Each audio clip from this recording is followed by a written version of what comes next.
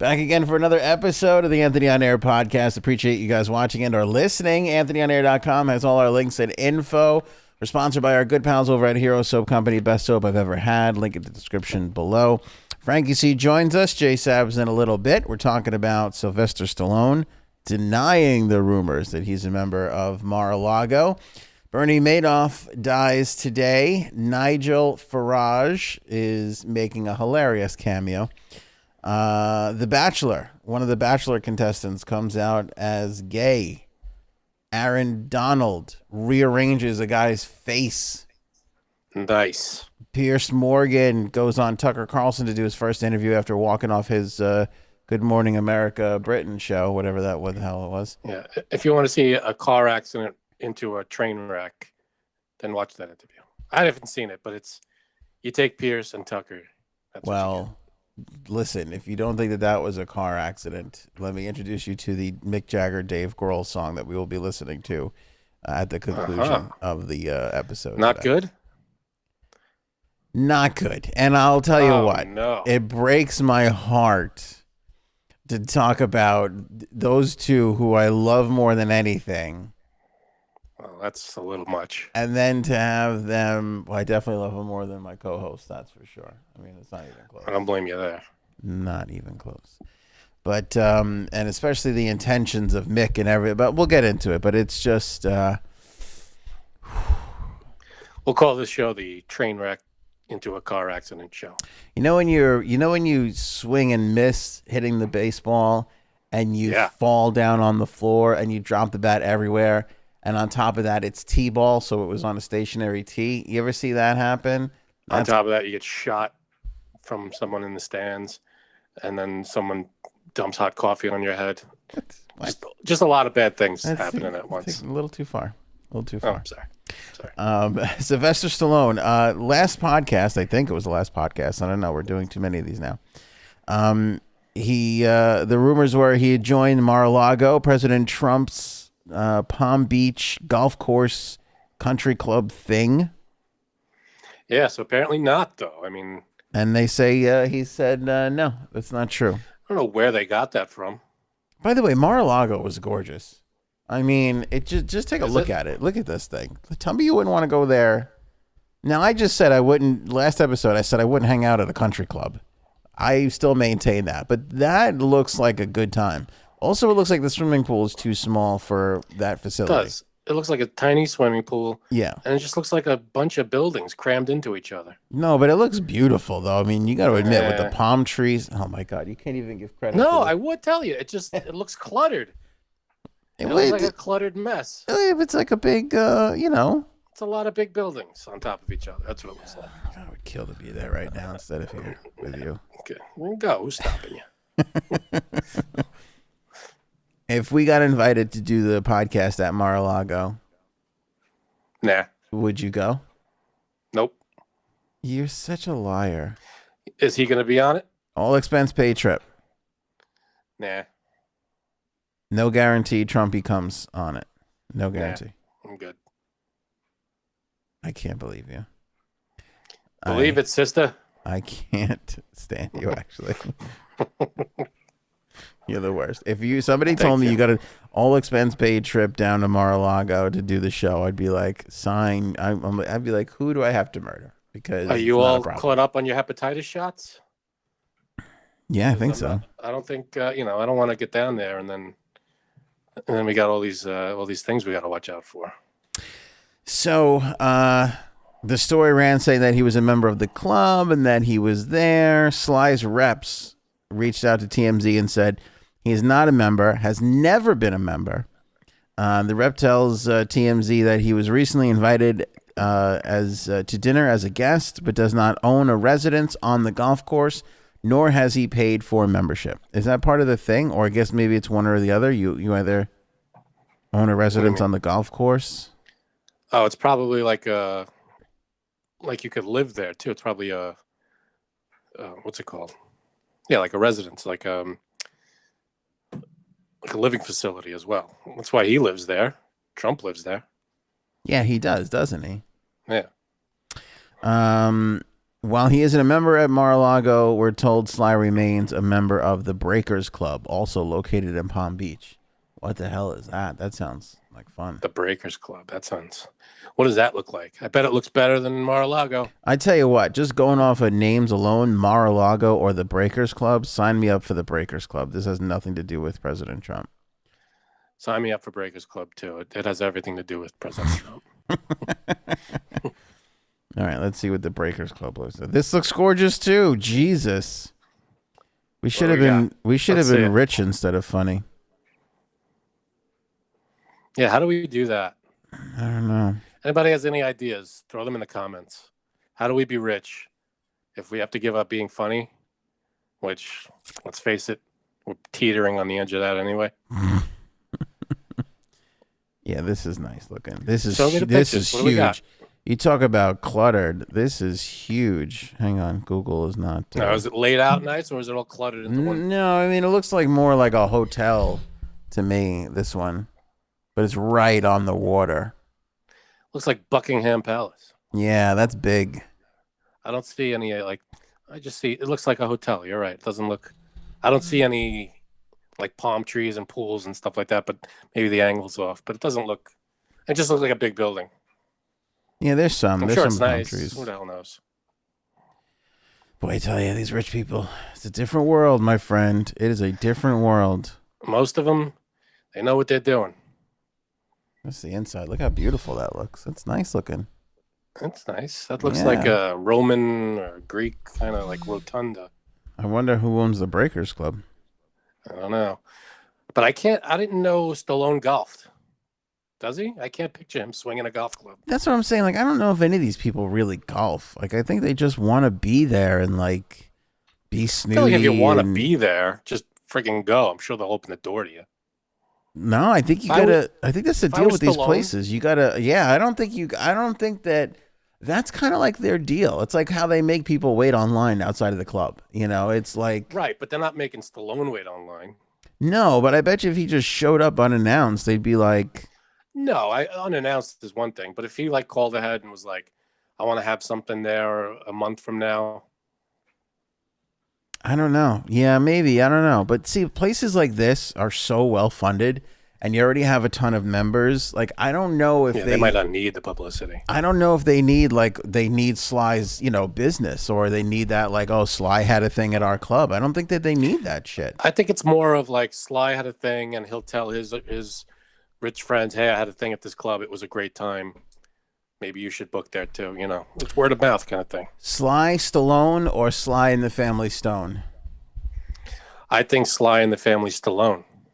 That would be something else. Just a band full of Stallones. You could make it if you're Rocky.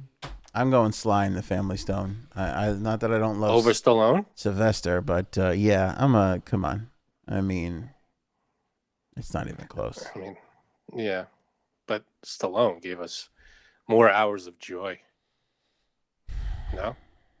Yeah, but like, as an Italian American, I hate when people go, "All right, Rocky, take it easy." To me, like if I, How many people are you in their face and they call you Rocky? I've had that.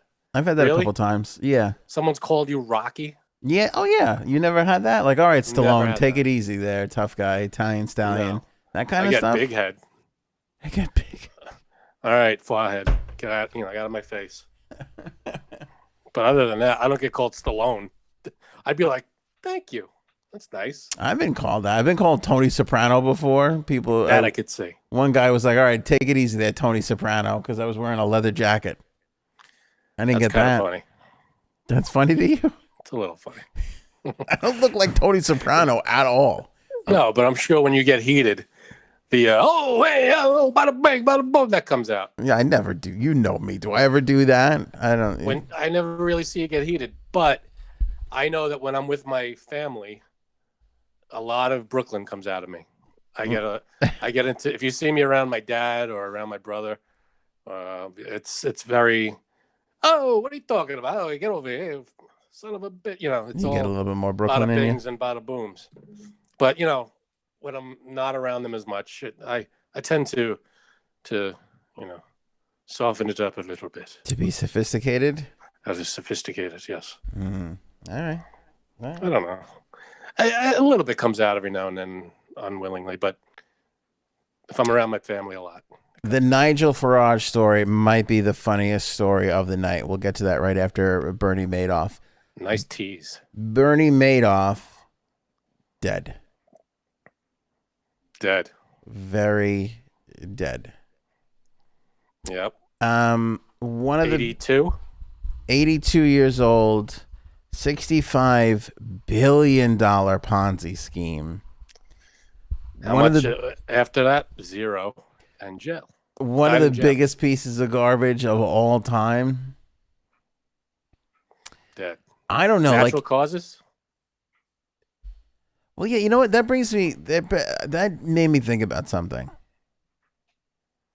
Is it your Ponzi scheme? Is it? Yeah, God, I wish. No, I could never. That's the thing. Like, even like sometimes, like, you know, you tell the white lie or whatever. I rarely ever lie. I'll stretch the truth if I need to, but I'll rarely ever just flat out lie, and I hate it. There is no worse feeling than like being caught in a lie. Yeah, no, I mean, when you're exposed like that, it's like, it's awful. And like, I can't. I just didn't want to come to your party. Like, do you know how fast you were going? I don't know, 65. When I know damn well I was doing 89. Right? I say flow of traffic every time. That's a stretch. That's the best one. Like, they've never heard that with the before. Flow of traffic. Yeah. I don't know what you're talking about. I was going with the flow of traffic. Yeah, who? You and Mario Andretti over there? Who I'm gonna go get next? I got pulled over once, and it was during rush hour on the Cross Island Parkway. And if you've ever been on that parkway in rush hour, yeah, the people from Australia are really relating to they don't know what I'm talking about, but it's a heavily trafficked parkway going through Queens and parts of Long Island. But it's like, actually, when he walked away, he goes, "Oh, by the way, you were doing 82 miles an hour." And I went, "What?" I knew right away. I mean, he said it as he was walking back to his car after he gave me the ticket. Because there was no way I was doing 82 miles an hour in the middle of rush hour traffic. I may have been going fast, but 82 would have been impossible. I was going to say, sometimes, well, it depends on it. Sometimes it's hard to do 40 in that rush hour traffic. Exactly. I was probably going, like, what is it, 55? Is it 50, 55 is the speed limit? I maybe was doing 65, 60, 65, but there's no way I was going over 80. There's no way. And our good friend got the ticket. Squashed it after the fact? Squashed after. You're a piece of garbage. It's the truth, though. I was no way I was going 82. You're a piece of garbage. Why am I a piece of garbage? You're worse than Bernie Madoff. You know what I mean? Okay, like, I mean, seriously. How is that possible? So we know somebody who's a police officer, and police officer. Yeah, that's an inside joke for him. And that's right. It's a nice thing that he does to get us PBA cards and such, get out of jail free cards. That's all. That's as far as he should have to go. If you still get the ticket after the PBA card presentation, you got to eat that ticket.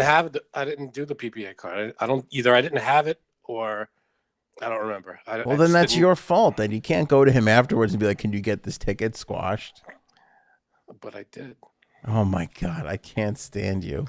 I don't remember how it shook out. I must have asked him to do it, and he did it, and I did have to appear and everything, and it just they were able to squash it. You had to still go, even. Yeah. I had to take a day off, go down to the court. Oh my God, I can't even imagine the favor he had to pull in for you. Come on, the 82 was impossible, and I knew that. That's insignificant. That's insignificant to the story. You imposed on a friendship there. That is far too much. That is far too much. That's like going to somebody's house and they cook you like a nice steak, and you go, "Can I get some lobster too, please?" Like, what is this? It's like, with that? Be happy with. I can't stand you. No, I don't. Did you get him something? Did you get him a dinner? Did you buy him lunch? I don't remember. Oh my God! 10 years ago. You are such a piece of crap. probably. I can't believe that. You didn't even take the guy out for lunch after the after? I don't know. Maybe I did, or maybe I golf or I don't remember. I don't remember how I paid him back. If I didn't pay him back, then I owe him. I definitely do, but I don't know. I don't remember how it played out. I really don't. But if he needs a favor, I'm there for him anytime. I make an effort to take him out for lunch every time I get out of a ticket. Every time he gets me out of a ticket, I go, I owe you another lunch. Now, I owe him 65 lunches, but still, I plan on getting to all of those at some point. You might as well just pay the ticket. At this point, it might be cheaper to start paying these tickets, especially the way he eats. Right? All right. So Madoff's dead. Madoff is definitely dead. But my point was, before I realized what an insanely bad friend you are, is that I don't like lying to a cop about speeding. That's an easy to me. That's stretching the truth. But telling a lie to somebody that you love, or lying to your mom when you were younger, stuff like that. It's so stressful.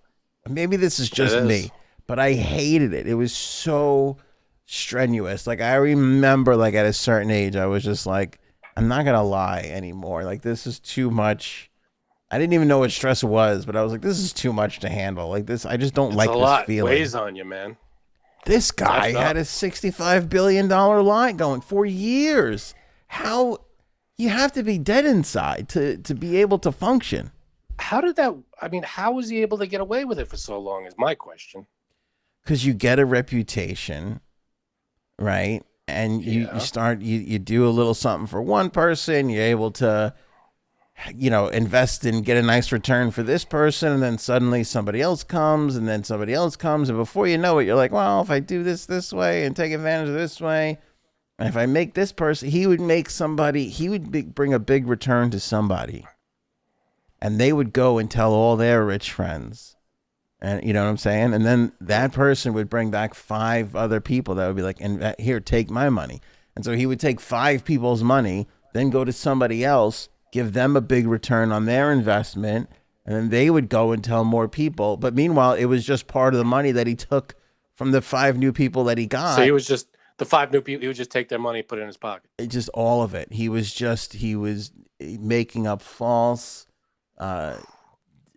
documents and like statements and things. It was a nightmare. But he was showing returns that were unheard of, and these rich people, they can't help themselves with this stuff. I mean, you saw the Mar-a-Lago and the Breakers Club. They love these places and they want to brag about all the money. Here's this guy that's making higher yields than anybody else. They were all dying to give him the money. And they gave him millions, and they saw nothing. Millions, including the idiots that used to own the Mets, which is what drove me crazy. We couldn't put a team on the field because they gave this dope a ton of money. Shouldn't there have been like, all right, here's all your money back? Like, where did that money go? He would spend it. He bought homes. No. Like, when he was arrested, they had to seize everything from him, right? Yeah, but his wife, according to the story today, his wife is still living in like a $4 million house. Yeah, but you got to figure some of the money, I'm sure, it became from before this whole scheme. And then when he started everything, how many billions? 65 billion. 65 billion. Whatever that shouldn't that have been divvied out to the people he screwed? He bilked investors out of an estimated $20 billion in his $65 billion Ponzi scheme. Among his many victims were Steven Spielberg, Mets owner Fred Wilpon, Kevin Bacon, Nobel Peace Prize winner Elie Wiesel. I mean, he just, he was in the circles. Yeah, but then the cops, the FBI, whoever, they get the money from, they claim all his stuff. Shouldn't they be able to say, all right, here's your money back, everybody? No, some people got their money back, but not all of it. You never get all of it back. I guess not all of it. But. Yeah, I mean, God knows where he hid it. And again, like, his wife is still living in a $4 million house. But let me tell you the worst part about this. And this is like a whole separate topic if you want to get into it. worst, and I mean, this was based on real life, so this really happened, but worst scene in a movie ever came from the Bernie Madoff HBO movie that they made where not Pacino, De Niro plays Bernie Madoff. Did you see it? No. Frank, I don't know if I could ever watch this again, but it is burned into my brain. So he was a real difficult person, right? And he treated his kids like crap. Like he would like make their mind, he would like make their decisions for them. Like there's this one scene in the movie where his son's like an adult, like a full adult male, and he's going to order dinner, and Bernie's like, "You want the lobster? Get the lobster." And he's like, "I don't," and just give him the lobster. Like that's like that. And he was like 28 or whatever he was, 30, whatever, you know, and he was like still doing, you know, shit like that to his kid. So his son, his one son, I think his older son, maybe, I'm not quite sure. Mark was his name. I do remember that. He was 46 at the time. Madoff had already been arrested. He was already in jail, and the family was like poised to lose everything. But not only that, like they lost their status. Like they went from being able to get into any club in the city and do all these great things to being the scourge of the planet. And this guy couldn't handle that, and he got really super depressed. And there's this scene in the movie where he puts his kid down. He was like a 1 or 2 year old kid at the time, 3-year-old kid, puts his kid down for a nap, starts calls his wife, calls a bunch of people that he's depressed, this or that, leaves all these horrible messages. People start getting the messages. People are starting to worry about him, and they're like, we got to go check on him. They're calling him. He's not answering the phone, right? So the scene is, I'm getting chills just thinking about it because this is horrific. You go into, they showing his apartment in New York City, and the kid is crying because it's been hours since they've been able to. You just hear the kid crying, and he is like hanging off the chandelier in the hallway. And the guy, I forget who is it, it's his other brother or whoever gets to the house first, has to walk past him to get to the kid, and has to put a blanket over the kid's head so he doesn't see his father hanging from a chandelier. It is it is like the worst scene I've ever seen in a movie. And I'm including 12 Years a Slave and, you know, this, like anything. It was just, I don't know. Yikes. What. It was horrific. Out of every horrific thing I've ever seen in a movie, that was, I don't know. That's your number one. I couldn't. I just said to myself, I'll never watch this movie ever again. It was so like the little kid is screaming, crying. He's hungry or scared or what, God knows what. He's in the crib hours, and this guy's hanging from the chandelier, all because this piece of shit, you know, had to swindle people out of money, couldn't make an honest living. And this was his son. Yeah, this was his son and the grandkid, and the sheer thing of putting the towel or the blanket over the kid's head, so and then like squeezing by so he didn't touch it as he was carrying the kid. Like it's, I can't even. I don't even. As they're making this movie, they had to think to themselves, you know what? This is a little too. We don't have to show this. You know. You know what? It happened. It happened, but I mean, you probably could have left it out of the cut of the movie. I don't know what they were trying to be shocking or whatever it was, but I will never forget that. And it was just awful. Yeah, sometimes there's some scarring stuff in movies. There's some movies that was disturbing is the best word. Yeah, like I think about like Private Ryan. Remember they talked about the first 10 minutes of Private Ryan. That was pretty awful. Yeah. Like a lot of it, I think, is when it hits you personally. Like that one, you know, the family thing. So that one was super tough because I think my son was like 3 at the time. You know what I mean? And I'm just watching that. It just melted. I just couldn't handle it. My worst, my most disturbing. Yeah. Is Casino. With the scene, spoiler alert, where they were eating and he was chewing loud. Is that the one? Yep. No. with Joe Pesci and his brother. Oh, at the end Yeah, when he I couldn't. says That was the whole thing. when he goes, The whole thing was he's bad. still breathing. Yeah, no, yeah, it's fucked Oh, up. And his name was Frankie. yeah, It was fucked up. yeah. So I'm like, I can't. That disturbed me, and that one stayed with me. That's a messed up one. Yeah, that was effed up. Yeah, that was big because the way he says it, like he's still breathing. Like leave him alone, he's still breathing. Yeah, that's a rough one. Either that or put him out of his misery, which is also effed up. Hmm. Yeah, Frank Vincent, boy, he plays a cutthroat son of a bitch. I'll tell you what, like that was a rough. Like he didn't care at all, too. Like in that scene, like he's doing it. Yeah, You know. I can't. Let's move on. I can't even think about it. The Sopranos scene too, with Dr. Melfi in the garage. Melfi in the garage. Remember when the guy rapes her? Yes.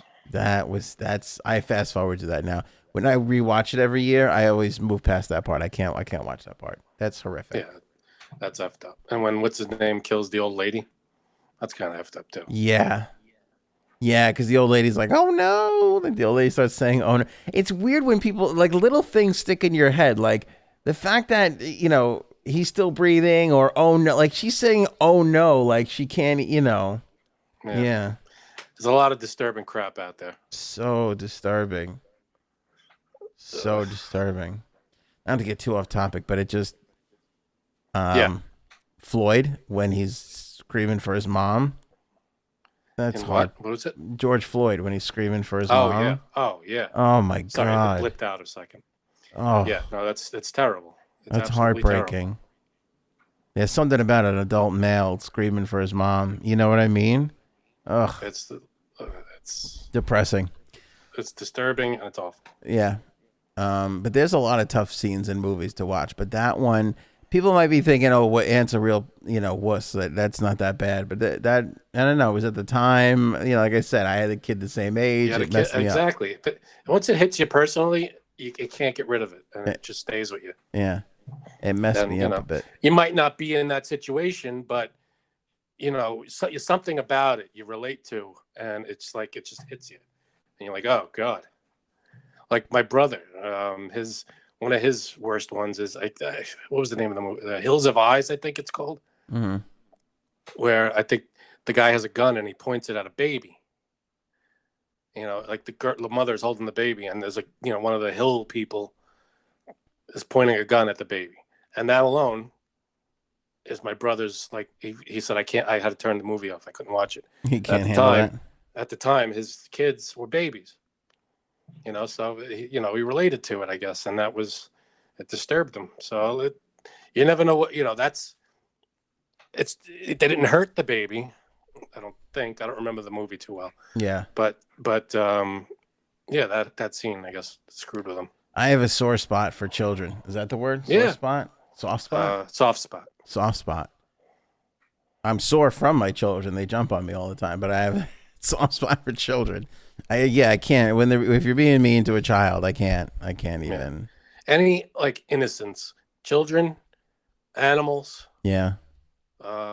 People that have nothing to do with anything, like the situation, and they're just innocent bystanders, stuff like that. It's like it's disturbing. That's what gets to me.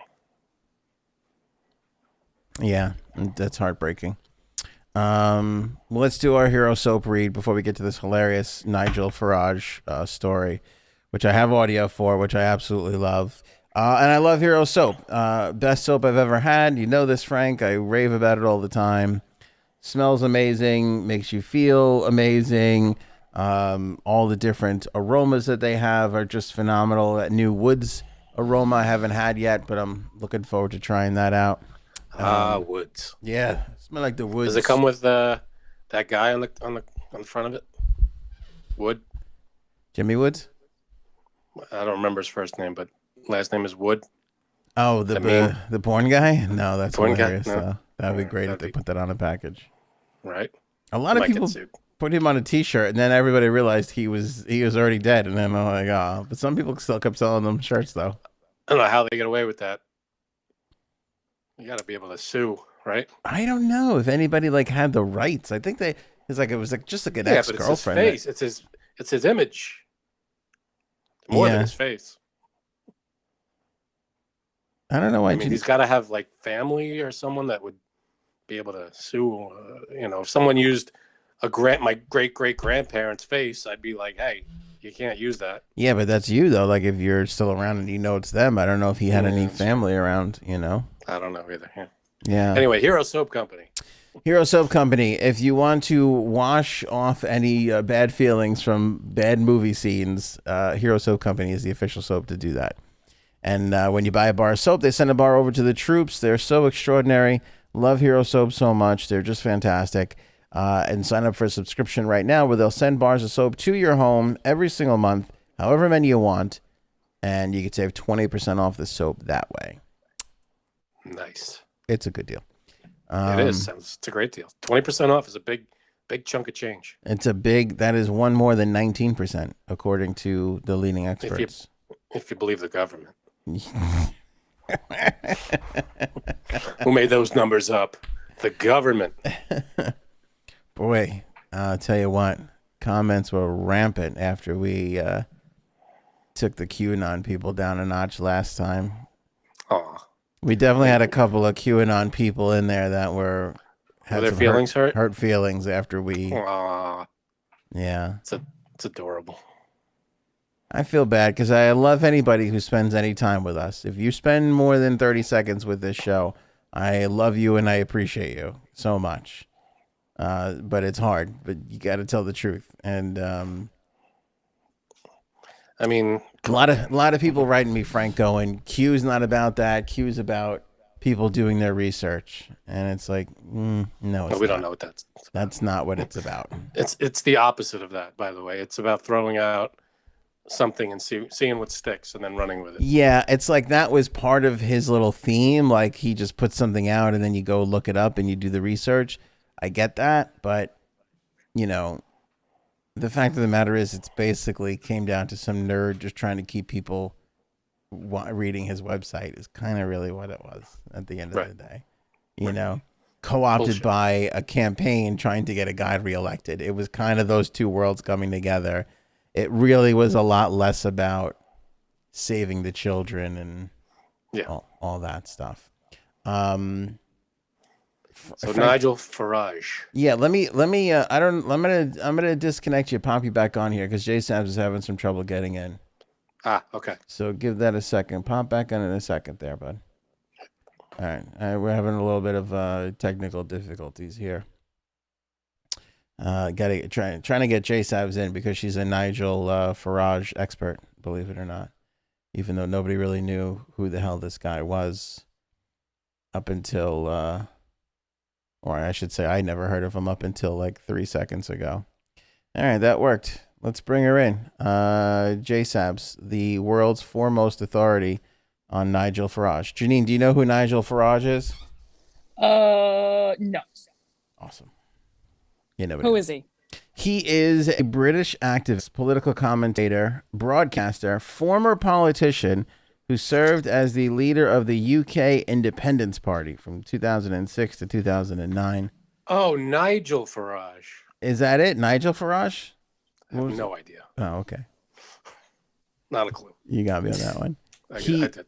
He also was, from 2010 to 2016, or should I say 2019 to 2021, the leader of the Brexit Party. Cool. How'd that go? Wake me up after this segment. No, Janine. Apparently, there's something good happening here. I think you're going to love this segment. It's a very quick one. So Nigel is on Cameo. Who the hell wants a message from a politician on Cameo? I mean, who's going, I want the Brexit guy, or I want like a congressperson to wish me a happy birthday. Who's saying that? I don't know. If I got a message from Obama, that'd be pretty cool. Nah. From a president, I could understand. That's as much as I will give you. A president. That's it. Right. I'm not a charismatic senator. None of that. I'm going to judge everybody else who feels differently about it. I can't have that. I can't have these people being viewed as celebrities. We can go the other way. So you can have a celebrity be a political person, but I can't have a political person turning into a celebrity. Should we do Cameo? Would anybody buy that? No. Cool. Just throwing it out there. Now, if I got a message from Cuomo, that'd be a different story. Yeah. And if he accidentally let his penis fall out of his pants too, hey. Accidentally. I am concerned for Cuomo because he just lifted the restrictions from. Yeah. So you know what that means. Oh no. Somebody else is coming. That means that's definitely sodomy. Somebody else has a story on Governor Cuomo. It's a possibility. And didn't I say it was gonna come soon till it's 12 p.m.? I mean 12 midnight. Watch out. Now the next thing is bars, no food. Oh my God, I can't wait for that. All right, here's Nigel Farage on his Cameo, where he is wishing happy birthday to a young gentleman whose name is Hugh. His last name isn't Jazz, is it? No, Jazzhole. Happy birthday, Hugh Janus. I've heard you're a massive fan. Happy birthday, Sorry. Hugh Janus. I've heard you're a massive fan. It wasn't ass, it was Janus. Happy birthday. Janus. Who doesn't? Wow. Who Fantastic. sees a Cameo request from a Hugh of Mr. Janus and doesn't? Is Janus a popular nickname over in the UK? It's like a last name. It's literally last written name, out Hugh Hughjanus. Hugh Janus. My boss got me that with that once. Where the hell did you work? You worked in the weirdest freaking place. Frank, you're just jealous. A little bit. He wrote me a note on my desk. I came back from lunch or something, and it said, Hugh Jasshole called. Call him back. He got you with that? You fell for that? Yeah, because I was like, Jasshole? Huge. And I started fucking hysterical laughing. Oh, God. Did you call him back? I missed that. No. Yeah, did you call him back? No, because I was like, oh, wait. Went to dial the number. I was like, wait a minute. That doesn't sound right.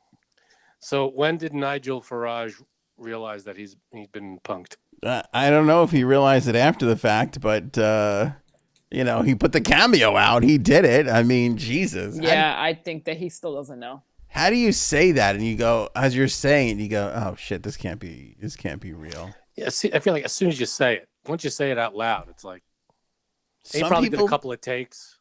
Some people don't know. Somebody showed me this. I can't remember when, like a couple of weeks ago, and I never got to it. But now that we're talking about Hugh Janus, we might as well talk about Kittler. Did you hear about Kittler? Mm-mm. Okay. So I don't know where this is, in Mississippi or some crazy shit like that. Somewhere in the middle of the country that nobody cares about. Kansas City. I was close. Kansas City, local TV broadcast. It's one of these weather people that have their like little shtick. And this lady, I guess on Saturdays, does Catter Days. And so you send in a picture of your cat and she shows the picture of the cat while she does the weather. And everybody just loves it. I mean, it's just fantastic. Don't even get me started. Have you seen Elizabeth and her cat reports and blah, blah, blah? So somebody sent this in. Yeah, let me get this a little bit bigger on the screen for you here. That's what she said. That's what she said. All right, hold on a second. So, yeah, she gives the Catter Day forecast. Hang on.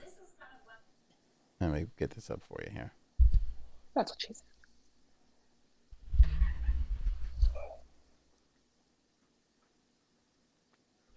You're killing me, Smalls. Right now, so certainly this is kind of weather for the cats. So we've got our Saturday night forecast for you now, where we are featuring Kittler here, thanks to Debbie Alexander, and I think Kittler kind of looks like Charlie Chaplin here. So I don't know. Oh my God! She said she thinks Kittler looks like Charlie Chaplin.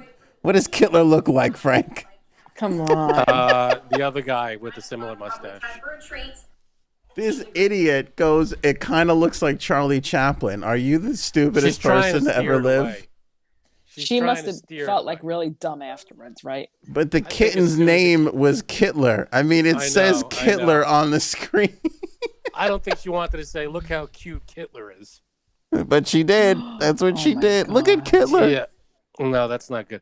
I think she was trying to steer the comparison away. Oops. It's live. She probably got stuck with it and said, you know what, this is what they gave me, and now I have to do this. I know, Maybe but she didn't get a chance to review it beforehand. Who knows? Oops. What an idiot. Yeah. It kind of looks like Charlie Chaplin here, so I don't know. Maybe we're going to call him Charlie Jr., but anyhow. So you tried to change the name.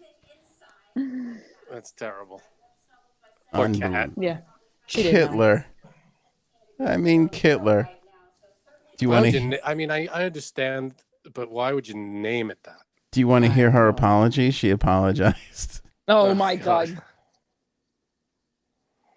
one more thing I do want to say about last night. I did make a mistake during our Catterday segment. I used a submitted photo of a cat with an inappropriate name. I don't want to use the name here, but I never intended to hurt or offend anyone by using that picture that was actually just given to me. I understand my mistake, and I am deeply sorry. And in the future, I will absolutely be more diligent with this content to ensure it never happens again. This is what people are apologizing over now. Come on, like it's her fault. More diligent, like what's more diligent? Open your fucking eyes, right? Look at what you have. Maybe again, she said she just got the picture, so maybe it just came through and she was reading it on the fly. I doubt it. A lot of times that does happen. Like you're just fed right then and there. So she probably didn't even realize it. You know, she's probably not even paying attention. She's probably just reading off the screen and that's it. You know, an intern or someone. But she didn't have to apologize for that. I'm sorry, but she didn't have to apologize. Yeah, it's because not her fault. She's not the one who sent it. I guarantee you, anybody that would be closely remotely offended probably just felt more horrible at what an idiot she was. Like, how could you be offended by this stupid idiot? Like, you got to feel more bad for her than you do feel offended. She didn't have to apologize, but it was nice that she did. That's embarrassing to me. Because when you make light of Hitler, then that's not good. Yeah, she wasn't really making light of Hitler though. She was just reading off the screen. Yeah, but comparing a cute cat to showcasing. She wasn't though. Yeah, she was. It's her segment. No, she wasn't. She's not the one who sent in the picture. But she's the one who broadcasted it. Right, but it's not her that put it on. But I think the point is she was too stupid to realize who it was. Yeah, so she didn't even realize that. That's what I mean too. She didn't realize that at the time. She was like, "Huh?" No, I think she did, and she was trying to save it by calling it Charlie Chaplin. I don't think so. I think it's a little obvious when you call it Kittler. You think she knew and chose and thought it would be funny to pick Kittler? No, she knew what it looked like, and the name was probably Kittler. That like the owner, has the cat, and that's the name of the cat. And she just first of all, that's not the name of the cat. That is what a 12-year-old kid thought would be hilarious to send into the news station to see if this would get on. Yes, of course, of course. Right. So she saw that and said, "You know what? Let's compare this cat to Charlie Chaplin and not to Hitler." No, I don't. I could not. Why? That's like the simplest explanation. Why is that so far-fetched? I think she gets paid minimum wage. I think she's dreaming about being in New York City. She probably was late to work, got into a fight. Oh, I got the stupid Catterday thing. Just grabbed the first picture she saw, put it on the prompt. This is Kansas City. Exactly. I agree with all of that. It's not like their newsroom has 40 people working in it. There's probably I agree with an all intern. Of that. Yeah. But on the fly, she made the choice to not go, "Oh, look at little Kittler. Doesn't it look like Adolf Hitler?" Instead of saying that. Oh, you think she panicked and said on the fly said, "You know what? This cat looks like Charlie Chaplin." It would have been better if she just there's no coming back from Kittler. How could you ignore it? It's the segment. You gotta be like, you know what? I just realized that this is a prank and that's unfortunate. Take this off the screen. That's how you. Yeah, that's a different story. That's how you handle that. She got caught in the moment and she handled it in a weird way. That's all. Fucking Kittler. I bet you Hugh Janus sent that in. That's my guess. That's a great one. Yeah. I can't believe. Did you call back huge asshole? You called the number. What was the number to? I don't even remember what he put the number to. Like I said, I was dialing and I was like, oh no, I'm wrong. You know what would be funny is if we like registered a number for people who did this, and then when you call the number, it's just us on the other end screaming like, "What are you, fucking stupid or something? You really calling huge asshole? Like, what? Can we do that? That's true. We'll make it fungible. Oh, I don't know. I'm just using that word now. We could funge that out. Let's go over to the Bachelor. Janine, do you watch The Bachelor? Not religiously, here and there. Do you know who Colton is? Yes, I do. He's at Colton on Twitter. That's pretty boss. When you just got the first name, yeah, that's a big deal. You know you made it. You know you've made it when that happens. That ain't easy to get. No, it's not easy to get the first names. This morning on Good Morning America, he came out of the closet. And he was a contestant on The Bachelor where he was trying to date chicks. Is that what it was? Mm-hmm. Yeah. How long ago was that? It's been like maybe 3-4 years now, if I'm right. All right. So I'm not so such a fan, but I mean, obviously he probably knew before and just wanted to do this because he got paid. Maybe he did. Maybe he wasn't sure. Maybe it was. Who knows? Kind of scumbaggy if he knew, right? Do you guys want to hear it? Yeah. Hear the moment? Go ahead, my eyes itching me. What's going on here? None of my shit's working for me tonight. That's what she said. Thank you. That's what he said when he was reaching for the Viagra. Thank you for this opportunity to sit down with you. Is there something that you want people to know? So can you tell us what is on your heart that you want to share? Yeah. Obviously, like, this year's been a lot for a lot of people. And how great would it have been if he revealed that his actual name is Hugh Janus? How much better would that have been for everybody? That would have been monumental. Yeah, I mean, I'm glad he came out and everything and was true to himself. But if he was like, my name is Hugh Janus and this is my cat, Kittler. It made a lot of people look themselves in the mirror and figure out who they are and what they've been running from or what they've been putting off in their lives. Like, and for me, I've ran for myself for a long time. I've hated myself for a long time. What did you just say? I'm messed up. Gay, and I came to terms with that earlier this year and have been processing it. And the next step in all of this was sort of letting people know. Still nervous, but yeah, it's been a journey for sure. Through the nerves, I can see the joy. I can see the relief. I mean, I'm emotional. She's so awkward. You know what? I was just going to say all these interviews are so awkward because you're sitting across somebody who you don't know. And they're just trying to, like, you know, she's just trying to, like, have these moments. I can see joy. Okay. So I guess it took a pandemic and everything else for Colton to realize that he's gay, which this is not going to help those rumors that if you take the vaccine, all sorts of shit happens to you, because that's what people are going to be like. Look what happened to him. COVID made me realize that I'm gay. All the cute people are going to be like, I want a penis what is in my happening mouth. in this podcast? I'm just saying all the cute people are going to be like, you see what happened to that Colton there? He took it. Now look what happened. He's gay. See, that's why I'm not getting the vaccine. Let's go to Target without a mask now. That's what they're going to be doing. I'm telling you. Did you see the part where they freed themselves in Target with the mask on? Oh, I did see that. That's pretty funny. Oh, no, I got chills. I hate all those people that are like, oh, look at us. Free. Just stop it. Shut up.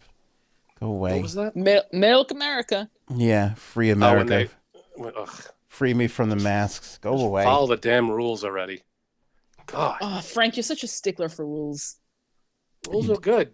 And when You do we love all rules. follow them, everything works. When we're not following rules, it's chaos. But obviously, we're Boring. proud of Colton for being his wonderful gay self. But I'm more interested in, and I guess everybody goes through their journeys before they realize it, whether he's in denial or, but that's I mean, I'm sure when if someone who comes out late in life or not even before that, they're trying to live the life as they know how, and try to, they go with the what is perceived to them as normal, and then they like what he thinks he should do.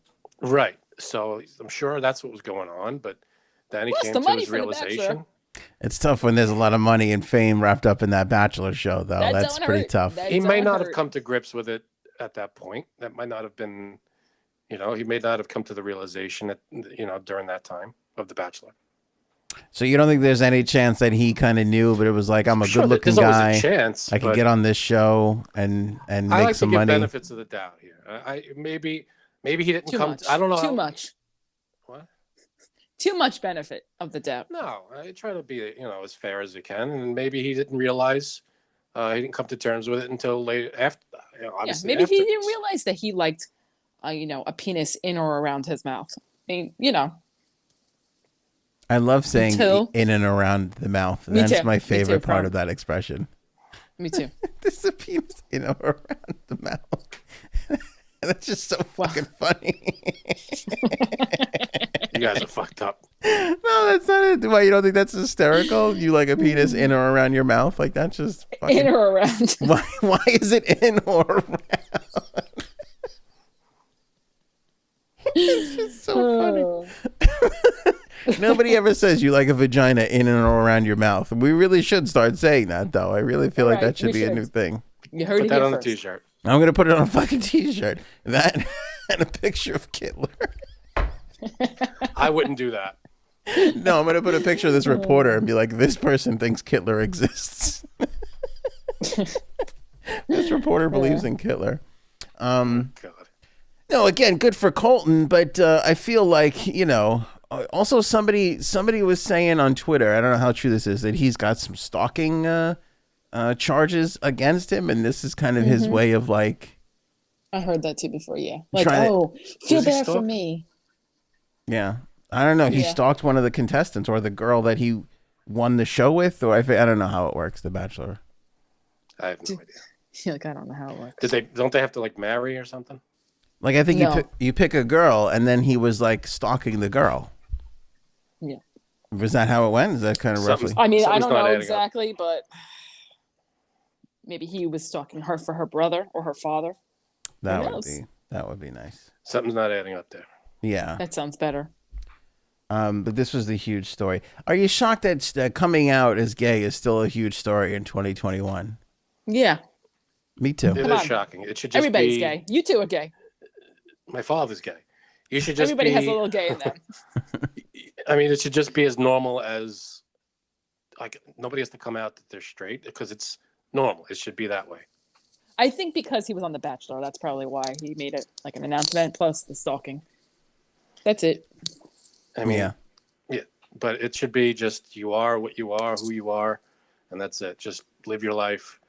I mean, if you date who you want to date, as you want, marry who you want to marry, right? And that's it. If it's a guy, it's a girl.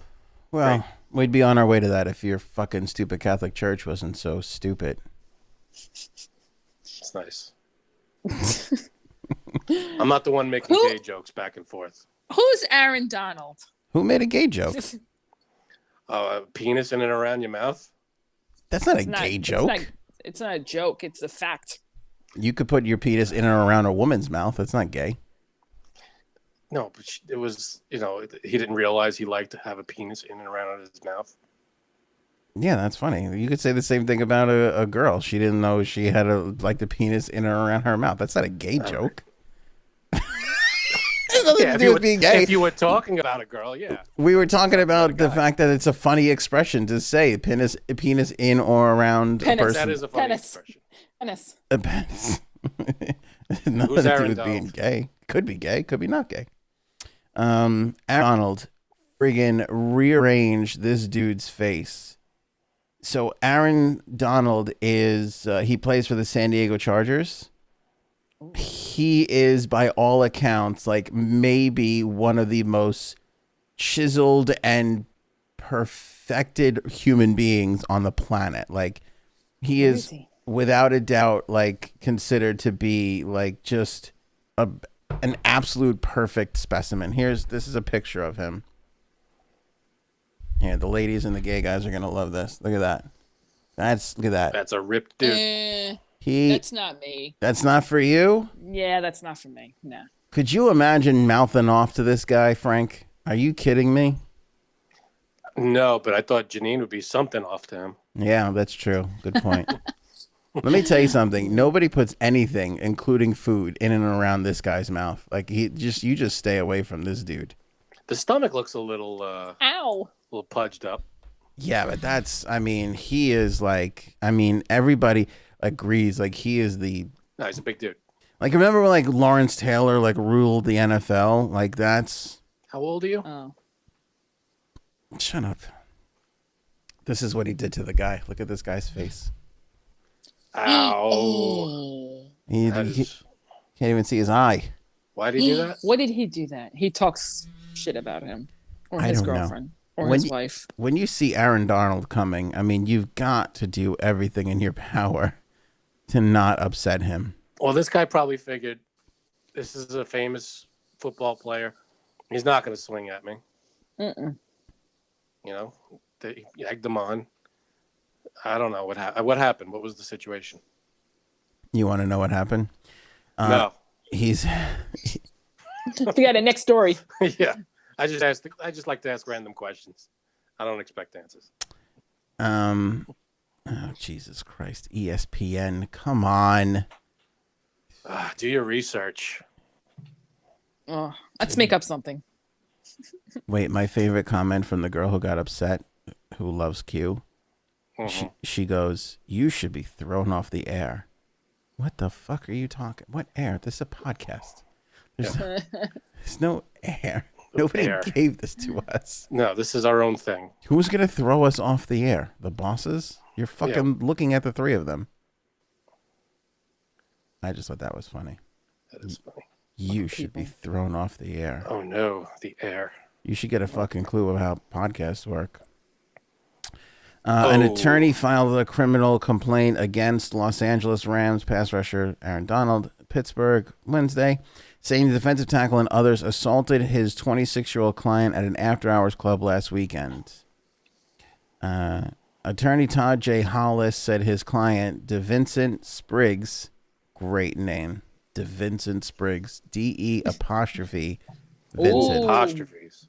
Yeah, and his name is Spriggs. That's a great... What was Gibson's name in Riggs? Riggs. Yeah, Spriggs is good.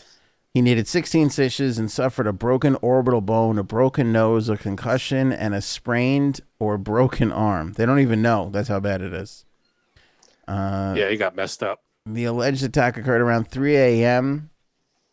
When it says after hours club, what are the before hours?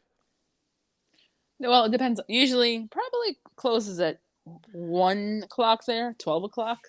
So anything that's opened after the general closing time is after hours. Okay. Yeah, so if like clubs close at like 2, this club will be open till like 4. Cool. And a lot of the time, like they won't serve booze or I didn't think that was legal. they have to serve food or whatever it is. I don't know. Okay. I feel like New York is the only. What is it? What are the? We're open till 4. I feel like, right? 4, yeah. Clubs 4. and stuff open till 4. That's kind of ridiculous. Like we need to be out drinking until 4 o'clock in the morning. Yes. I feel like an old person. That's when it's 2 o'clock in the morning is when things are just getting going. Right. I know. Like I can remember. Did you age 40 years? I think so. I can remember in not bed leaving before my 10:30. house until midnight, and now the thought of being that? out till 4 in the morning is like scary. I remember being out with you in the city, and then until like 4 o'clock, coming home, not going to sleep, taking a shower, and going to work, and to be at work at 6 o'clock. I know. Or 6:30ish. Where the hell did you work? You have to be at work at 6:30. A deli, butcher. Oh, okay. I remember that because he at like 1 o'clock, he's like, I want to go home, and we were like, stop being such a baby. I got to work in 5 hours, And we it kept takes an him. hour and a half to get home. Yeah. I have to work with something that could slice off parts of my body. Okay. Oh, it wasn't easy. I stayed No. away from that bandsaw. Meanwhile, today I had a slice of pizza for lunch, and I had to take a 20-minute nap just to get over it. Okay. Are you kidding me? If I'm in bed by 10:30, I'm not myself. That's where we're at. What? You go to sleep that early? Well, no, I'm usually up in bed, like I'm watching TV or something. All right. According to Spriggs, he inadvertently bumped into Donald at an incident, and an incident ensued inside the Boom Boom Room nightclub that caused The Boom Boom Room. To be We have one of those. Yeah, that sounds like a made-up name. That's what I call my bedroom. There is one of those in the city. I'm not sure if it's still open, but there's what in the city? There's a club by that name in the city. Really? Yeah. Where was this? It's Pittsburgh. This place was Pittsburgh. Yeah. When they got outside, Mr. Donald approached Mr. Spriggs, and Mr. Spriggs was punched and attacked. That sounds like a place they would go on Three's Company. Like Jack and the other guy would be like, "Oh, we're going down to the Boom Boom Room. We're gonna pick up some chicks with Mr. Furley." I don't know. I have a feeling that this guy, one of his idiot friends, flew off the handle, started hitting this kid, and then that was it. Now that's how it always starts when there's punches thrown. Yeah. I mean, one guy knocks into another guy. The other guy, hey, you don't say excuse me. Who are you? Blah, blah, blah, blah, blah, and just one thing leads to another. That's why if any kids are watching or listening, you got to choose your friends wisely. If not, you can get caught like this Aaron Donald in a bad situation, or even worse in my situation. If your friends won't punch out someone for you, they're not your friend. That's Just want to true. let you know that. That's true. Good point, Janine. So Piers Morgan did his first interview after getting the well, he didn't get the boot. He walked off the Good Morning America British show like an infant child, and then he went on Tucker to talk about it. Forced off the air last month. We were told it was because he had insulted the fake Duchess from Los Angeles. But on some level, it wasn't really about her or even about him. It was about all of us and our right to say what we think is true in a supposedly free country. It was about free speech. Did you guys know that when Pierce left the show, it wasn't about Pierce and his stupid I can't argument? even listen to his stupid. That it stupid represented mouth. each and every single one of us, He's such an asshole. including Kittler. He's such a dick. Oh my God, Frank! It's about all of us. No, it isn't. Of course, You're an he's idiot. still editor-at-large at Daily Mail, and what he writes is still worth reading. But he's not on television right now. And again, that has implications for the freedom of speech around the world. It's part of our conversation. What I found was over 5 years, we trebled the ratings on Good Morning Britain. The last day, ironically, was, as you said, the first day we beat the BBC ever. And we had trebled our ratings. So you would have thought people might be thanking me. Instead, I was basically corralled into a position where I was told you've either got to apologize for effectively disbelieving Meghan Markle's version of events here, or your position is untenable and you have to leave. And my gut was, I was going to be damned if I was going to apologize for something that I believe. And I just wasn't going to go down that road. I've seen too many people, when they're bullied by the woke brigade, into apologizing. We saw it with Sharon Osbourne. She was bullied into apologizing for defending me against a disgusting slur that I'm a racist. And rather than the person who was accusing her apologizing to me, Sharon Underwood, for accusing me falsely of being a racist, Sharon had to apologize for her passionate defense of me, and then she lost her job anyway. We saw recently the editor of Teen Vogue. Before she could even start, she apologized for years about stuff she tweeted as a 17-year-old kid. But that wasn't enough. So apologies don't ever get you anywhere. I don't believe Meghan Markle. Now, what I didn't know, and what was a fascinating thing to discover after I left, was that Meghan Markle, between the Monday and Tuesday, had made a personal complaint to the boss of ITV, Dame Carolyn McCall. I didn't know that. I was never told that. I don't know what pressure she was directly putting on, but she did, I know, personally contact her. I also know she had personally contacted, along with Prince Harry, Ofcom, which is a government regulatory body designed to regulate what we put out on news shows. So I was under attack from Miss Markle, directly to my boss, poor guy, and to the government regulatory body, under attack to basically conform to her version of events. All right. I mean, it goes on from there. first of all, the whole thing, it wouldn't have caused so much of a stir if he didn't walk off like a baby. That was the thing that made it a huge story. He could disagree with everybody on that panel. The weather guy could have told him off and everything, and he could have came back and said, no, this is what I believe. And he could have handled it like a human being. But no, he gets up and he storms off, and that's why it became this huge, me versus the machine kind of thing. Agree. So but why? If he didn't storm off, why are they asking him to apologize? What did he have to apologize for? He walked off the show because he disagreed with the weatherman, who, by the way, did or did not at one point in his career talk about a cat named Kittler. I don't know.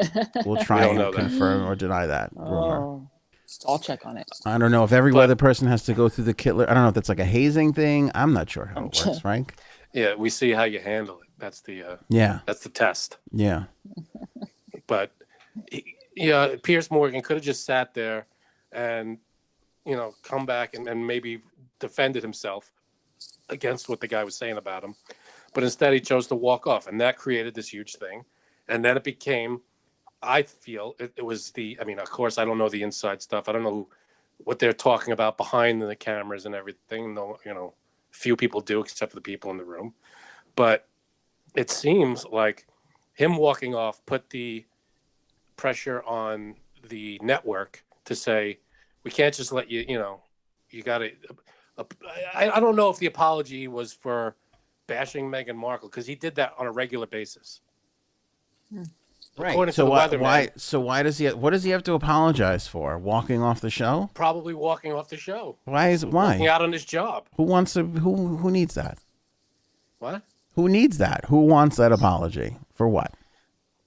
I don't know. Just to say, I'm not the guy. I have no idea. No, because they were asking him to apologize for not being on Meghan Markle's side, which is bullshit. According to him. By the way, but you can go back to the episode where we talked about this. I thought he was a big fat baby. I thought he was all butthurt because she, went out with him. He stood her up.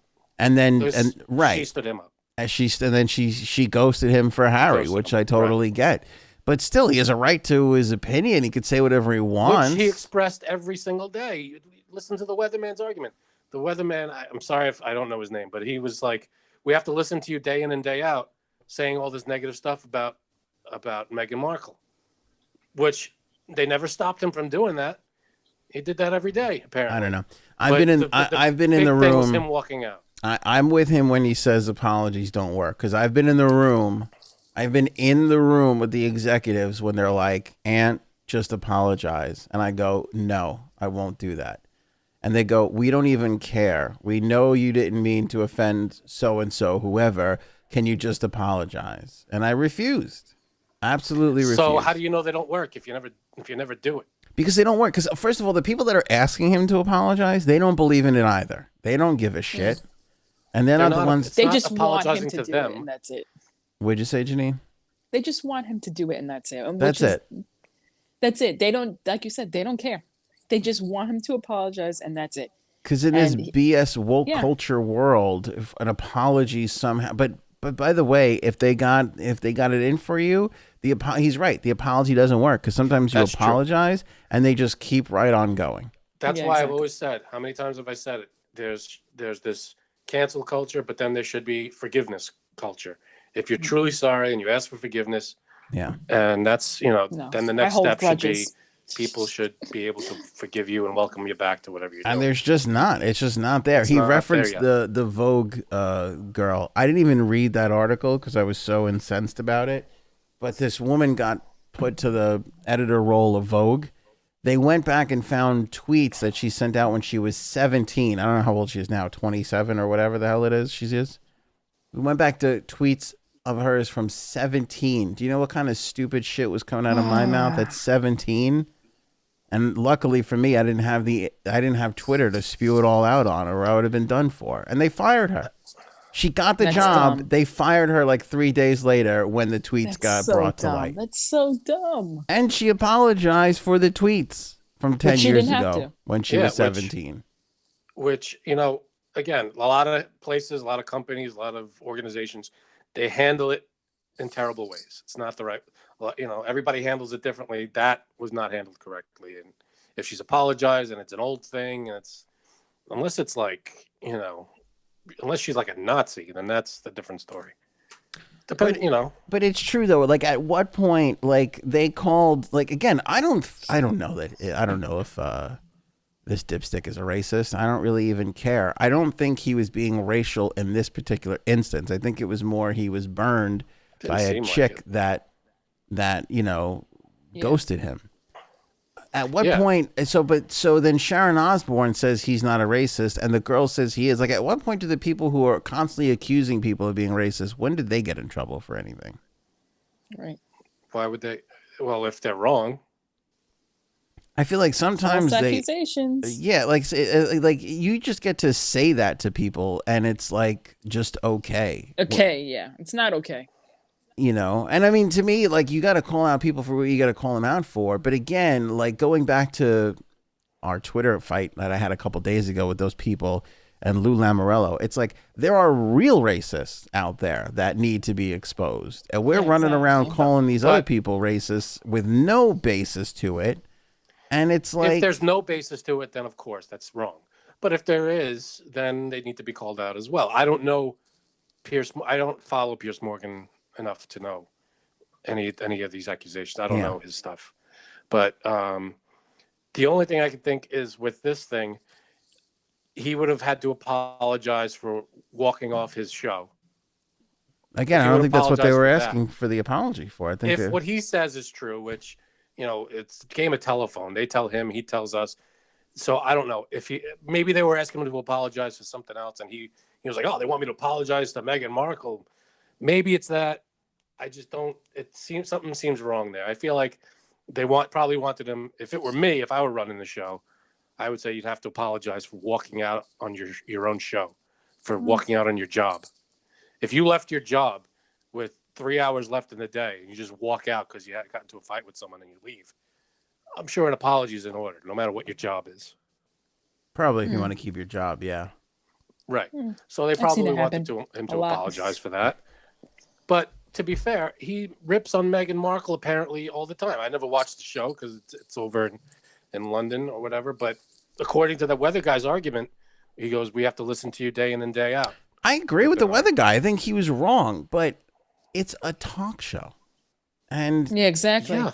We're getting to the point where we're getting angry at people for what they say on a talk show, where they're supposed to talk and share how they feel. Well, don't you know people are always looking to get mad at something? Hello. Which is what they were doing until he walked out for no reason. They were talking. Well, if he would have sat there and have you ever walked out of your job, Frank, or no? I can't see you ever doing that. I don't think I ever have. Yeah. So you don't know what it is to get to that point where you're just like, fuck it, I'm leaving right now, and that's it. I walked out once. Like I can't do this anymore. Yeah. Have you walked out, Janine? You're like the last time I walked out and never walked back. I did, and I actually quit. And that felt so good because that was like, all right. But if you want to come back. There's no better feeling in the world. There's no better feeling. Than just being like, fuck you and this bullshit. I'm fucking out.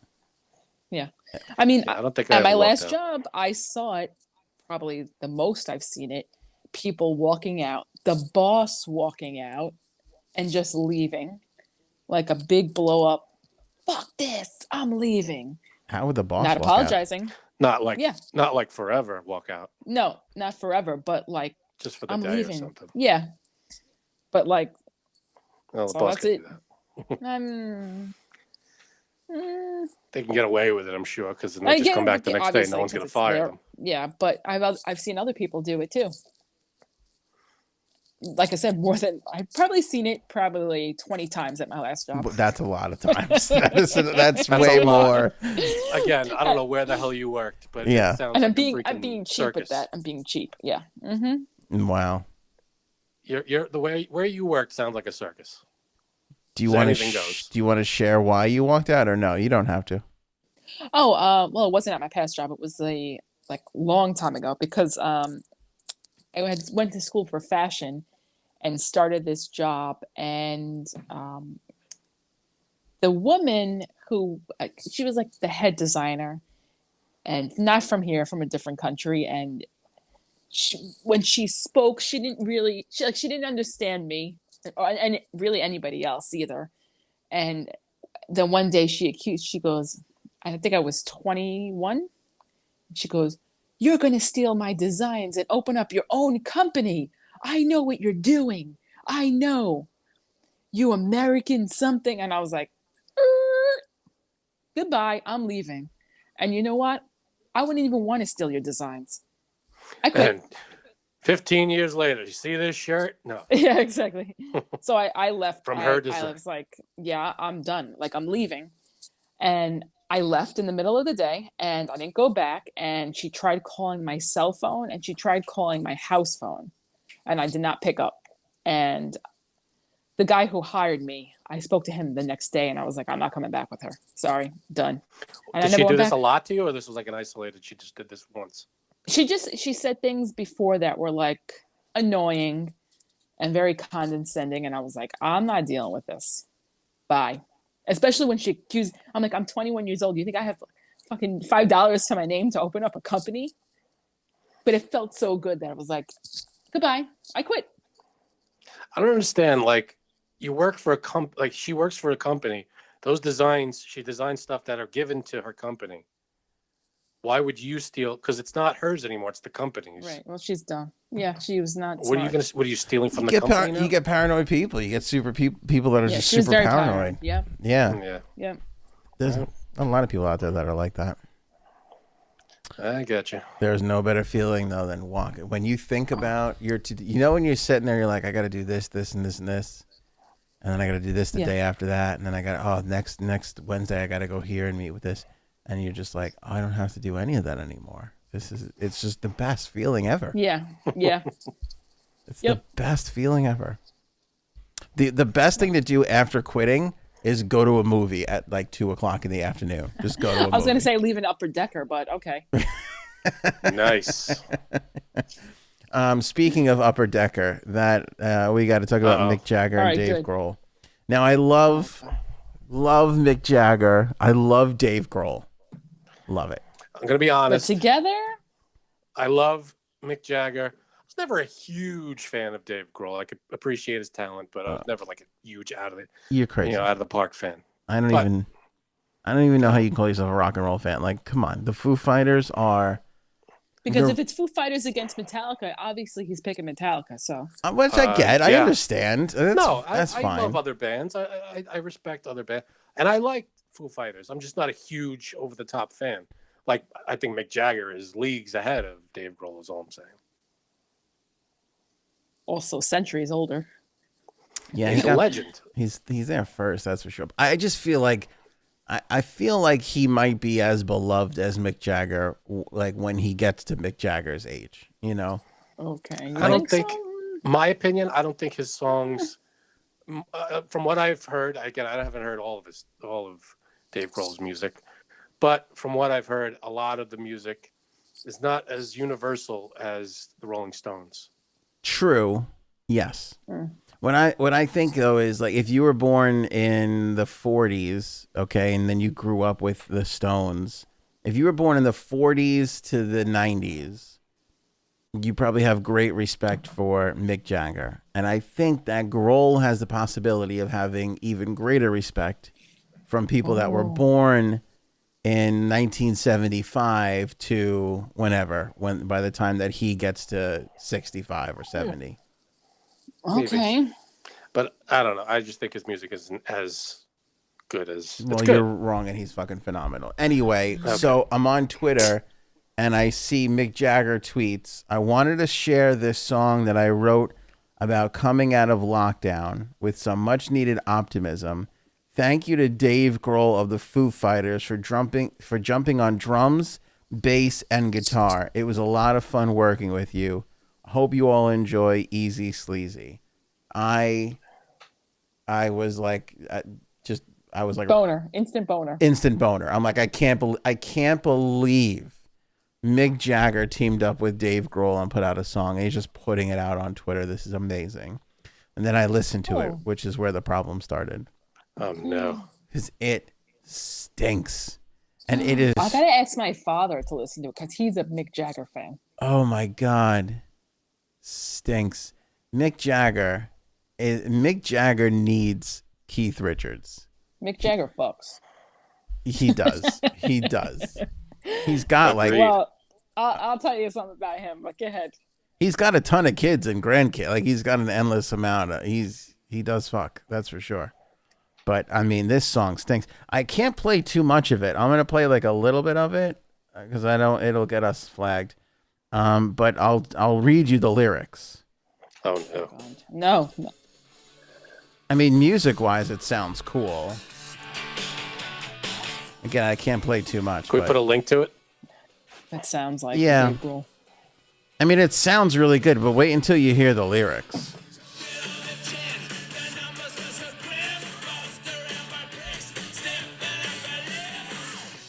I don't know if you can hear that. I can't. It sounds like it. The lyrics are, we took it on the chin, the numbers were so grim. Ugh. Took what on the chin? I don't know. Bossed around by pricks, stiffen upper lips, pacing in the yard. You're trying to take the mick. You must think I'm really thick.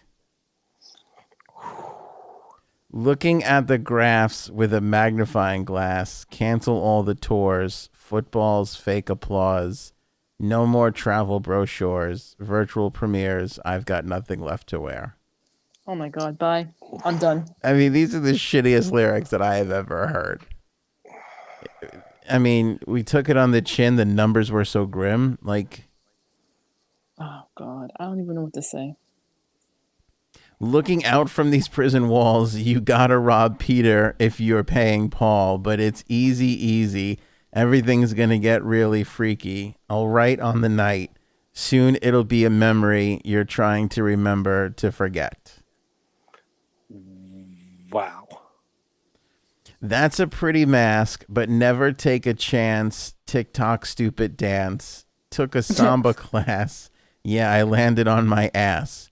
Trying to write a tune, you better hook me up to Zoom. Oh my God. Stop. Just stop right there. Oh my God. This is horrible. This is the shittiest thing I've ever heard. What are you doing?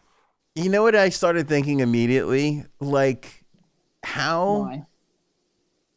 Be Dave Grohl for a minute, and you get a phone call or a text, and it's Mick Jagger, and he's like, I got this song, and I can't think of anybody else I want to do it with other than you. Like, how fucking excited do you have to be? And then you get there, and then he shows you the lyrics. Like, how do you... Now, would it shatter you if it turns out that Dave Grohl actually loves the lyrics? Let me tell you something. There's no way he could. There's no way. Thank you. There's no way. There is no fucking way. Tell you, what if he does? This is like every interview he'll do. This is like when your neighbor brings over like their banana bread and you take a bite of it and you go, "Oh, this is delicious," and it tastes like what this song sounds like. Yeah, but you're putting your name on it. You got to put if your neighbor brought over the banana bread and said, "I'm giving this away to everybody, but I'm going to tell everybody that you helped me with it." All right, I have to do this so that Frank can understand. I hate you. Lars, I hate you so much. Lars from Metallica. Okay, here we go. Yeah, that's the only way I can understand anything. Brings you over. Brings me something about The Simpsons. Yeah, Star Wars. And he's live streaming it on Facebook, and he hands you a plate of macaroni that he makes. Are you gonna be like, "Oh my God, Lars, this is terrible"? And it's ragu, or Prego sauce. Yeah. I've dreamt of actually doing an interview with Metallica and being able, not dreamt, but like I've imagined interviewing Metallica. Wait, was Lars' penis in or around your mouth during this interview? Around it. It was like here. And being able to go over with them what they do live and being able to like, because I know as a fan, I know what I want to hear from them and what they what they don't do anymore, I guess. And especially with like the instruments, like what they play and they don't play. Some of the songs they leave out sections. Just it's like, as a fan, I would love to be able to tell them, listen, guys, as one of your biggest fans, I'm going to tell you how you can, improve your live show. You guys are the top of being, of live shows. But in an opinion of someone who follows you religiously, there's like Lars, I would say, this is all technical musical things, but he doesn't play, the bells anymore. Like he used to play on the ride. He used to play the bell part, And that but he hurts your doesn't do that. feelings? And it's the splash. No, it's just a different style.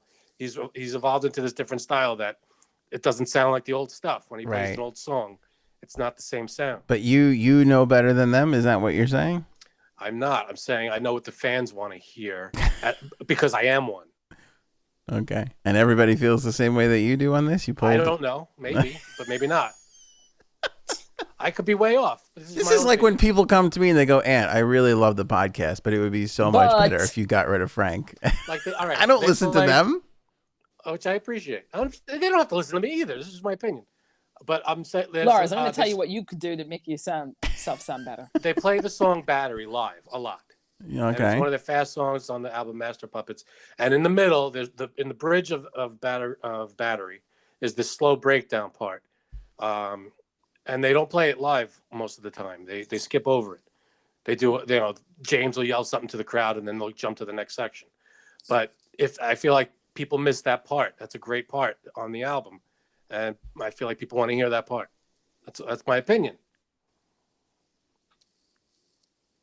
Where And was Janine's asleep. where were you going with all this, Cypher? Why did you even bring this up He's to begin he's with? saying he wants them to know that the fans like that part on the So- album. He wants them to play it live. So if I were Dave Grohl, I Oh, would God. say, hey, Mick, you need any help with these lyrics? I could help you out and we could write it together. I think Dave I Grohl don't know. I is think at you're, that status where he could jump in. If it's some guy playing a guitar, I don't Then know. no. I don't know if he could be like, you know what, Mick, let me tell you what to do. yeah, No. I'm sure Mick handed him a finished lyric sheet. Like here it is Here, right mate. here. Here, mate. Yeah. then that's what it is. I don't know. I mean, All right, so go if to that's the London. case, then that's the case. You're not going to be rude. it's but hard his to name's tell on Mick it. Jagger this isn't good. Hey, listen, Metallica put out an album called Lulu. The music, Oh, that stunk. musically, it was great. If you listen to it without the singing, Yeah. it's great. But you got Lou Reed on there, yelling, and it's awful. I can't listen to it. Yeah. That was talk about heartbreaking. That was a The- tough album to listen to. The You rumors Lou Reed is going to team up with Metallica. I was like, holy shit, this is going to be amazing. And it turned out to be something that not even Lou Reed's mom wanted to hear. can't. It was not good. It was awful. Again, musically, if you listen to the track, the music tracks, it's great. But you add in that Lou Reed part, and it's like, ugh. I'm actually upset with Dave Grohl for not faking diarrhea and leaving, because that's what I would have done. I would be like, I have diarrhea. have I to gotta go. go I just Yeah. shit myself.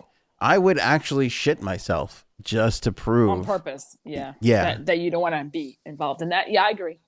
Yeah. agree. How long is that going to, I mean, he'll go, all right, I'll be here when you get back. And I'll be like, I need I'm surgery. never coming back. Emergency need diarrhea surgery. surgery. Yeah. I need to replace my whole entire asshole. I'll be back. I'd be like, I just front sharded. I don't think that's I front farted. Oh my goodness. Oh God, I hope I French. But I can't wait to listen to this song now. I got to go listen to It's it. fucking awful. It stinks so bad. What's it called again? Easy Sleazy? Easy sleazy. The sad part is Oof. like Grohl kind of sounds good. Like everything sounds kind of good. And here's the Except thing: the words. when you get to the chorus, it's the least shittiest part. It's still bad, but it's the least shittiest part. And I wonder if he didn't fix that part. Like if he wasn't like, oh, what Oh, if we yeah. tried this? See? But like you can't Yeah. fix the whole thing, you know. Yeah. And I could just see So- Mick sitting there going like, I'm going for like a Billy Joel, we didn't start the fire thing. Like I'm just gonna Right. name I'm all going to the add stuff. Zoom in there, and I'm going to add Yeah. TikTok dancing and Yeah. learning the samba. It's going to be great. Yeah. Oh my God, Frank, no. Can't do that. Yeah, how do you say no to that duck face? You can't. just can't. You can't. You Once he can't do does it. that, you're trapped.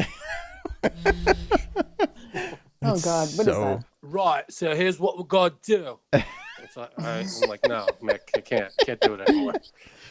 I honestly, I feel like I need to send Dave Grohl an edible arrangements. Sorry you had to deal with that. That's Yeah. nice. Now, you think edible arrangements are gonna make edible arrangements? That would be something else. Don't forget 420 show coming up on 420. I think we're gonna start at a special time of 9 p.m. We're going to start that show at 9 p.m. We usually put the shows out, really release the shows around 10 or so, but I think we'll go with 9 that night. We should stay true to the 420 tradition and do it like on 421 because we like spaced on it. That's pretty funny. Maybe we'll think about that. We'll let you know. No, or we won't. That's a Mick Jagger type idea right now. We're going to do 420. Here's what we're going to do. We're going to do this. We're going to do this. It's going to be great. And we're going to talk about Zoom and TikTok. It's going to be great. You think if you're Dave Grohl, you could be like, boy, this is awesome, Mick. Is Keith around? Could we get Keith here? Oops. Yeah, any of the other guys? Who writes these songs? Are you going to act like Mick Jagger tonight in bed to your wife? Oh, that's hot. Do you ever do Mick in bed? No, she'll want to change up. Mick in bed is played out. Okay. Oh, it's too much. You've been killing it over the years? You know, she gets tired of the duck face. And I'm like, I can't blame her. And I'm like, walk around the bed. Never get tired of the duck face. Like, just come to bed. I'm like, all right. With your naked ass out? Yeah. That's the best part. I do a character in bed with my wife. Here we go. It's narcoleptic guy where I just go, feel like I'm falling asleep now. That's hot. That's sexy stuff. We should wrap this up because it feel pretty tight. I just had 2 slices of pizza, so I don't know if you know, but you got like 4 minutes before this. Yeah. That's some good role playing. Before the lights go out. That's commitment to the role. She likes it. You're a method actor, though. I don't know. I'm never awake for the ending, so I'm not entirely sure. All right. We'll leave it there. Appreciate you guys watching and or listening. Thanks so much. Merch store. By the way, I'm wearing a shirt. Somebody said, why don't you ever wear your shirts? So there you go. Fuck face. I'm wearing the shirt. Okay. There you go. Look at that. Shirt and Mick Jagger face.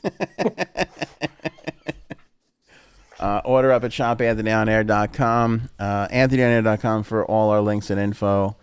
And Janine, I have to put your TikTok on there because people keep asking me, where's Janine's TikTok? And I can't. Okay. I always forget what it is. So it'd be a lot easier if I just put it on the website, don't you think? All right, sounds good. Yeah. Right.